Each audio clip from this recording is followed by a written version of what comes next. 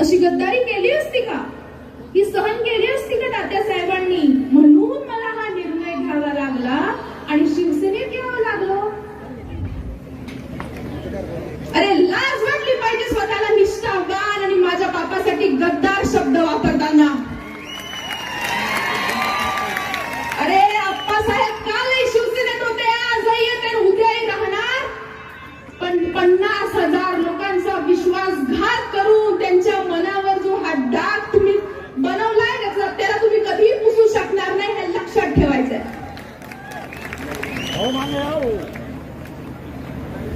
भावाला पाडण्यासाठी वाटेल ते प्रयत्न केले, निष्ठेचं ढोंग करून लोकांचा वापर केला.